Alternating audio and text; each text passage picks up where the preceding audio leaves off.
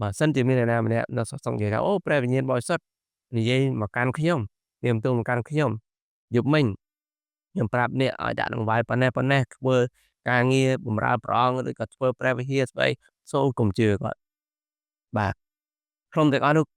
គេចូលចិត្តបោកបញ្ឆោតដោយរបៀបនេះបាទបើសិនជាយើងមិនបានស្គាល់ព្រះបន្ទូលព្រះអង្គបានល្អនោះគេនឹងនាំយើងចេញពីសេចក្តីពិតនៃព្រះយេស៊ូវគ្រីស្ទហើយគេមិនបាននាំយើង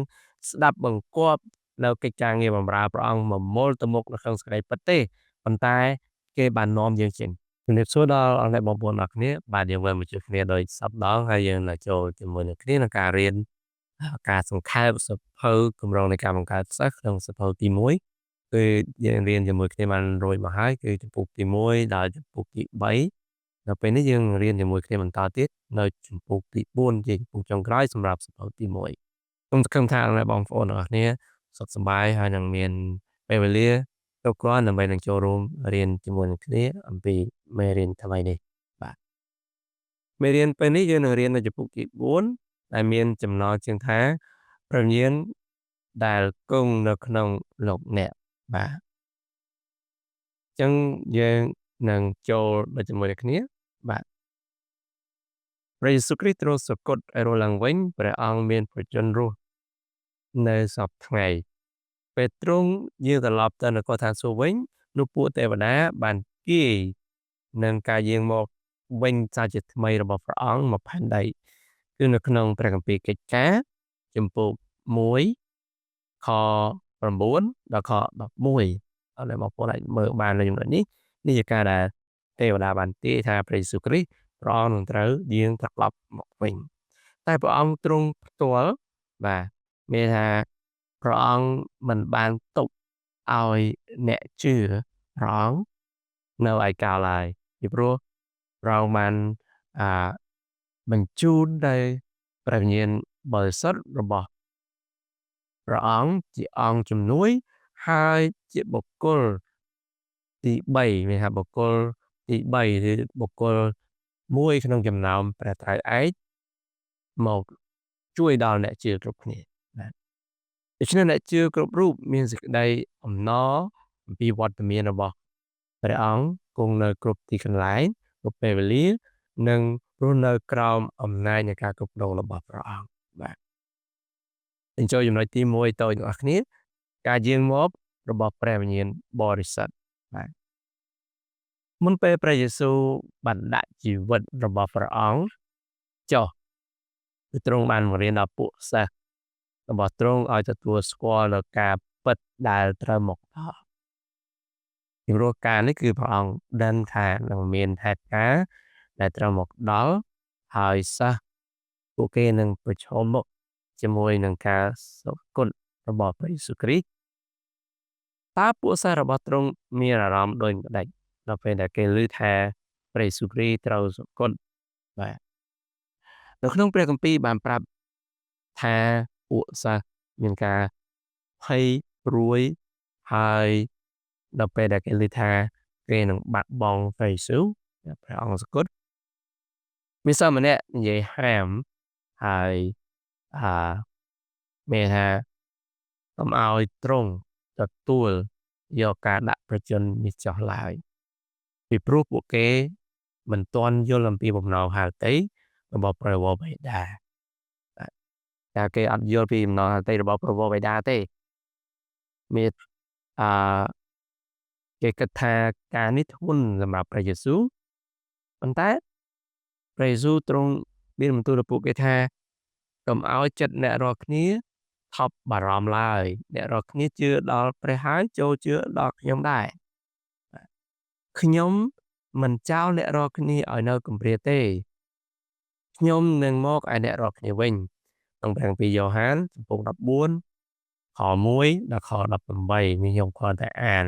បន្តិចទេឲ្យអ្នកបងប្អូនអាចចូលទៅមើលខ្លួនឯងបន្ថែមទៀតបាទលើពីការដែលព្រះយេស៊ូវកំសាន្តចិត្តដល់ពួកសិស្សរបស់ទ្រង់គឺទ្រង់បានសូមបាទទ្រង់សូមព្រះវរបិតាឲ្យចាត់ព្រះរាជាជំនួយមួយអង្គជួយដល់ពួកគេហើយយើងអាចមើលឃើញក្នុងព្រះគម្ពីរយ៉ូហានចំពុក14ខ16ដល់ខ បេសកកម្មរបស់ព្រះយេស៊ូវគ្រីស្ទមិនទាន់ចប់ត្រឹមហ្នឹងទេមិនមែនគ្រាន់តែការស្គត់របស់ព្រះអង្គគឺចប់ប៉ុណ្ណឹងទេបាទមិនមែនគ្រាន់តែព្រះអង្គស្គត់ព្រះអង្គមានប្រជញ្ញរស់ឬក៏ព្រះអង្គយាងទៅឋានសួគ៌វិញនោះគឺចប់ប៉ុណ្ណឹងទេប៉ុន្តែបេសកកម្មនេះទើបតែចាប់ផ្ដើមឡើងទេកិច្ចការនោះទ្រង់មិនមែនប្រគល់ឲ្យពួកសិស្សធ្វើដោយគ្មានជំនួយពីព្រះអង្គឡើយគឺព្រះគ្រីស្ទសន្យានឹងជួយរៀបចំកន្លែងដល់អ្នកជឿគ្រប់គ្នានៅកន្លែងដែលទ្រង់ទៅនោះទ្រង់នឹងផ្គត់ផ្គង់ប្រទានពរឲ្យពេលពួកគេសុំតាមឈ្មោះរបស់ព្រះអង្គបាទមានការសន្យាជាច្រើនទៀតអរអ្នកបងប្អូនអាចមើលនៅក្នុងព្រះគម្ពីរបន្ថែមទៀតនៅក្នុងព្រះគម្ពីរយ៉ូហានចំពុក14ទាំងអស់តែម្ដងលោកអ្នកនឹងឃើញការសន្យាយ៉ាងច្បាស់ដែលព្រះយេស៊ូវទ្រង់សន្យាជាមួយនឹងពួកសិស្សនេះយើងចប់នៅចំណុចទី1ជាមួយនឹងគ្នាបាទការយាងមករបស់ព្រះវិញ្ញាណបរិសុទ្ធយើងចូលចំណុចទី2តូចគឺព្រះរាជកិច្ចរបស់ព្រះយេស៊ូវសពថ្ងៃបាទមានអ្នកខ្លះសួរថាតើព្រះយេស៊ូវគ្រីស្ទសពថ្ងៃព្រះអង្គកំពុងធ្វើអីបាទសំណួរគឺជាសំណួរល្អមែនតើប៉ុន្តែព្រះគម្ពីរបានប្រាប់យើងថាព្រះអង្គគង់នៅឋានដ៏ខ្ពស់ហើយគ្រប់ការទាំងអស់បានបង្ក្រាបនៅក្រោមព្រះបាទទានៃព្រះយេស៊ូវគ្រីស្ទហើយទ្រង់បានប្រទានជាសិរិសាលើគ្រប់ទាំងអស់ដល់ពួកជំនុំជារូបកាយទ្រង់អាចមើលនៅក្នុងអេពីសូតចំពុក1ខ20ដល់ខ23តែពីនេះបានបញ្ជាក់យើង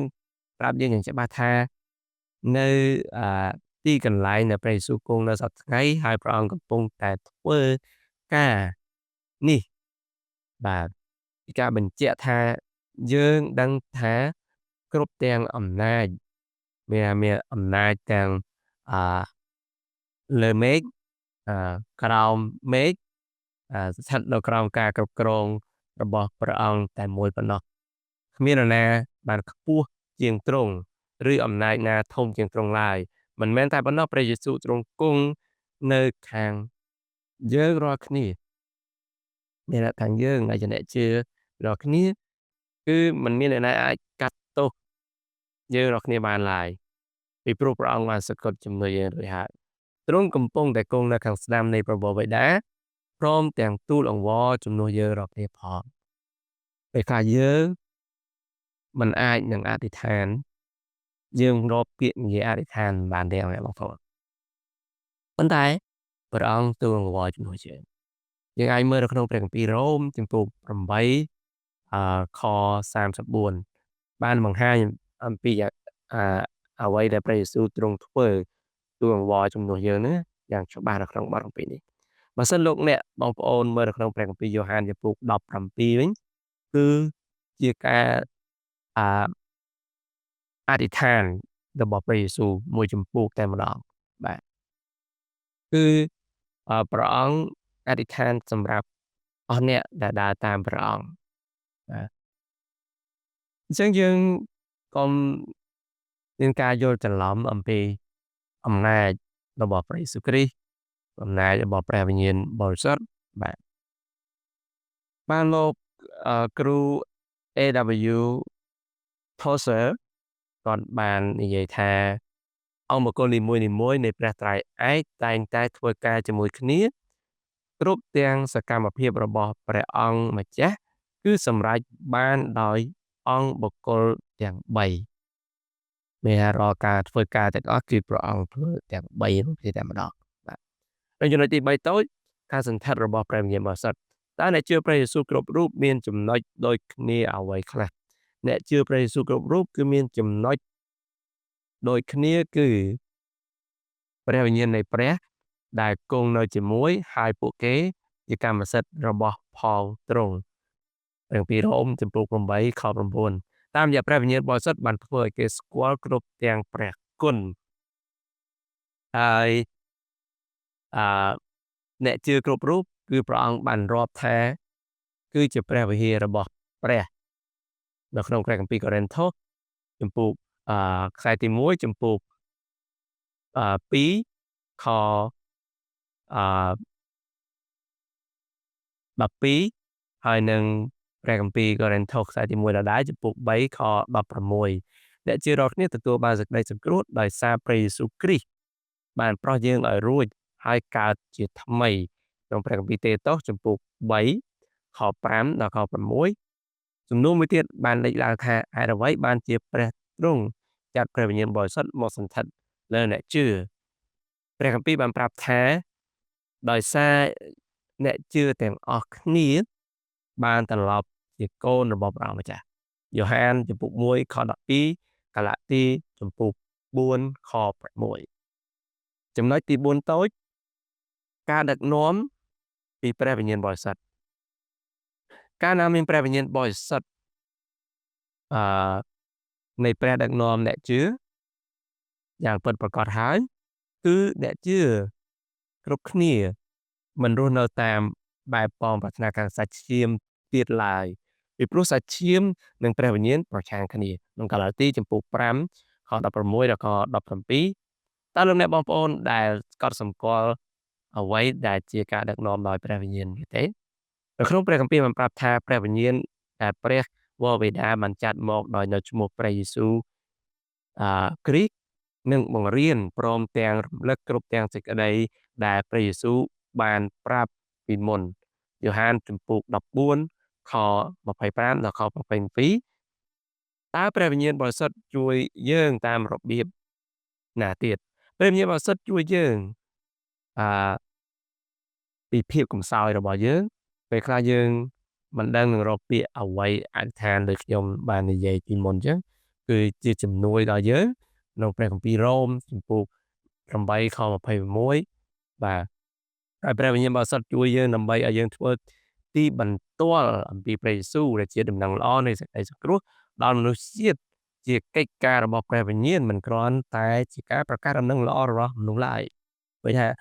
ព្រះវិញ្ញាណជួយយើងឲ្យប្រកាសដំណឹងល្អអំពីព្រះយេស៊ូវគ្រីស្ទគឺជាកិច្ចការដ៏សំខាន់ដែលព្រះវិញ្ញាណទ្រង់ធ្វើក្នុងចិត្តខាងវិញ្ញាណរបស់មនុស្សបាទក្នុងព្រះគម្ពីរកិច្ចការចំពុក 1 ខ 8 នៅក្នុងចំណុចចុងក្រោយចំណុចទី 5 ការពេញដោយព្រះវិញ្ញាណបរិសុទ្ធតើការពេញដោយព្រះវិញ្ញាណបរិសុទ្ធនៃព្រះមានន័យដូចម្ដេចក្នុងព្រះគម្ពីរបានប្រាប់យ៉ាងច្បាស់ថាមិនមែនគ្រាន់តែជាការនិយាយរបស់មនុស្សម្នាក់ទៅមនុស្សម្នាក់តគ្នាថានៅសុខមានព្រះវិញ្ញាណគង់ជាមួយនឹងខ្ញុំព្រះវិញ្ញាណគង់ជាមួយអ្នកនេះខ្ញុំពេញដោយព្រះវិញ្ញាណបរិសុទ្ធហើយមើលទៅមនុស្សដទៃទៀតថាមិនមានព្រះវិញ្ញាណបរិសុទ្ធគង់នៅជាមួយនោះទេអរលោកបងប្អូនសូមប្រុងប្រយ័ត្នអំពីចំណុចនេះសប្តាហ៍ថ្ងៃមានអ្នកបោកបញ្ឆោតតាមរបៀបនេះមានក្រុមជាច្រើនដែលគេនិយាយអំពីប្រជាស្ដារនៃព្រះវិញ្ញាណបរិសុទ្ធបានគង់នៅជាមួយនឹងគេហើយគេអាចធ្វើកិច្ចការងារនេះបានគេអាចធ្វើអ្វីដែលមនុស្សផ្សេងទៀតមិនអាចធ្វើបានបើសិនជាមានក្រុមយ៉ាងដូចនោះមែនបងប្អូនបដិសេធគាត់ហើយបើមាននរណាម្នាក់បានប្រាប់ថាការពេញដោយព្រះវិញ្ញាណបរិសុទ្ធត្រូវការរៀនត្រូវការឡើងថ្នាក់មិនជាការឡើងថ្នាក់នៃជំនឿទៅរៀនជាមួយគេដើម្បីអធិដ្ឋាននិយាយភាសាដទៃឡើងជាព្រះពេញដោយព្រះវិញ្ញាណបរិសុទ្ធនោះបងប្អូនបដិសេធគេទៅក្រុមនោះគឺជាក្រុមដែលមិនស្ដាប់បង្គាប់ព្រះទេហេតុអីបើខ្ញុំនិយាយយ៉ាងដូចនេះពីព្រោះក្នុងគម្ពីរកិច្ចការចំពុក 2 ពេលដែលពួកសាវកបាននិយាយហើយសាសដទៃផ្សេងទៀតឮជាភាសាគេនោះគឺព្រះវិញ្ញាណធ្វើការមិនមែនអ្នកណាម្នាក់ទៅបង្រៀនទេបាទមិនមែនអ្នកណាម្នាក់ទៅបង្រៀនតគ្នាដើម្បីចេះនិយាយនោះទេនោះគឺជាព្រះវិញ្ញាណហើយគេឮតាមភាសាកំណើតរបស់គេមិនមែនឮភាសាអីផ្សេងដែលមនុស្សស្ដាប់មិនបានទេបាទ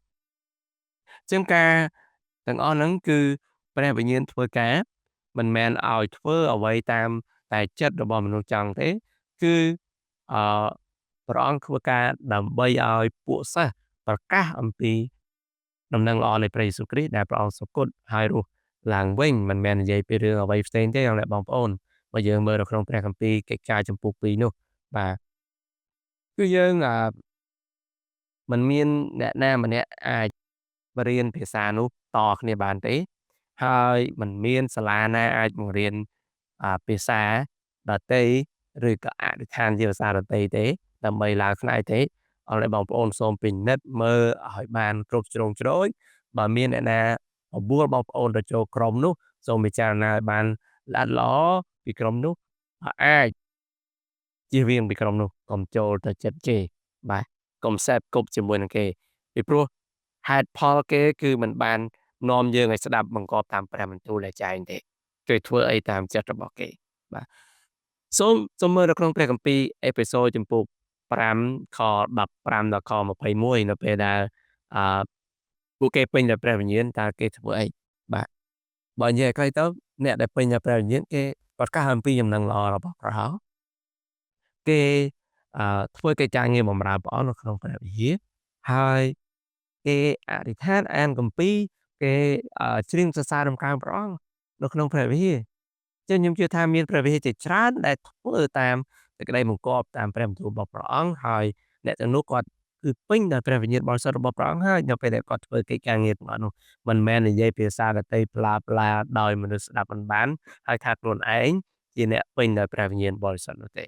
គឺព្រះគម្ពីរបានប្រាប់ហេតុផលយ៉ាងច្បាស់លាស់អំពីអ្នកដែលកោតខ្លាចព្រះអង្គហើយគាត់ពេញដោយព្រះវិញ្ញាណបរិសុទ្ធហើយធ្វើការថ្វាយព្រះអង្គគឺមិនមែនធ្វើអ្វីតាមលក្ខណៈរបស់មនុស្សទេធ្វើតាមបែបដែលព្រះអង្គឲ្យធ្វើយើងអាចមើលទៀតថាអ្វីដែលយើងអាចមើលឃើញថាការពេញដោយព្រះវិញ្ញាណបរិសុទ្ធនោះបងប្អូនអាចមើលនៅក្នុងព្រះគម្ពីរកិច្ចការជំពូក4ទាំងមូលតែម្ដងហើយអាចមើលនៅក្នុងសភៅគម្រោងនៃការបង្កើតសិស្សសភៅទី1នោះនៅក្នុងទំព័រទី86ដើម្បីស្វែងយល់បន្ថែមទៀតជាចុងក្រោយខ្ញុំអរគុណដល់ព្រះអង្គម្ចាស់យេស៊ូវគ្រីស្ទដែលបង្រៀនយើងអំពីអ្វីដែលព្រះអង្គជួយយើងតាមរយៈព្រះវិញ្ញាណបរិសុទ្ធហើយជួយដាស់តឿនយើងឲ្យកាន់តែរឹងមាំទៀតតាមរយៈព្រះបន្ទូលរបស់ព្រះអង្គឲ្យយើងកាន់តែការពារហើយប្រុងប្រយ័ត្នជាមួយនឹងការបោកបញ្ឆោតជាមួយនឹងអ្នកដែលជាក្រុមខុសឆ្គងដែលមិនត្រឹមត្រូវមិនស្ដាប់បង្គាប់ព្រះអង្គព្រះគម្ពីរគឺជាក្បួនខ្នាតជួយយើងដើម្បីឲ្យយើងវាស់ស្ទង់ដឹងថាអ្នកណាត្រឹមត្រូវអ្នកណាមិនត្រឹមត្រូវហើយយើងសូមលើកទឹកចិត្តទៀតថាបើសិនជាមានអ្នកណាម្នាក់នៅសង្ឃនិយាយថាអូព្រះវិញ្ញាណបរិសុទ្ធនិយាយមកកាន់ខ្ញុំនាមទូមកកាន់ខ្ញុំយប់មិញខ្ញុំប្រាប់អ្នកឲ្យដាក់ដង្វាយប៉ុណ្ណេះធ្វើការងារបម្រើព្រះអង្គឬក៏ធ្វើព្រះវិហារស្អីសូមកុំជឿគាត់បាទក្រុមទាំងអស់នោះគេចូលចិត្តបោកបញ្ឆោតដោយរបៀបនេះបាទបើសិនជាយើងមិនបានស្គាល់ព្រះបន្ទូលព្រះអង្គបានល្អ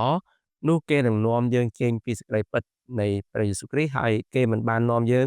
ស្ដាប់បង្គាប់នៅកិច្ចការងារបម្រើព្រះអង្គមមល់ទៅមុខនៅក្នុងសេចក្តីពិតទេប៉ុន្តែគេបាននាំយើងចេញអញ្ចឹងអ្នកដែលកោតខ្លាចព្រះអង្គពិតប្រាកដគឺស្ដាប់តាមបង្គាប់ព្រះបន្ទូលហើយសេចក្តីបង្រៀនរបស់គេស្របទៅតាមព្រះបន្ទូលគេពេញនៃព្រះវិញ្ញាណបរិសុទ្ធគឺមានព្រះបន្ទូលព្រះអង្គជាអ្នកថាអ្នកពេញនៃព្រះវិញ្ញាណបរិសុទ្ធគឺគេធ្វើកិច្ចការងារអ្វីចឹងអរគុណបងប្អូនសូមប្រុងប្រយ័ត្នតែមែនតើបាទខ្ញុំសង្ឃឹមថាពេលរៀននៅក្នុងជំពូកទី4នេះព្រះវិញ្ញាណបរិសុទ្ធដែលគង់នៅក្នុងលោកអ្នកនេះនឹងជួយដល់អ្នកបងប្អូនក៏ដូចជាខ្ញុំឲ្យបានរឹងមាំបន្ថែមទៀតនៅក្នុងសេចក្តីជំនឿក្នុងការបម្រើព្រះអង្គជាមួយនឹងគ្នាសូមព្រះប្រទានពរខ្ញុំសូមជម្រាបលា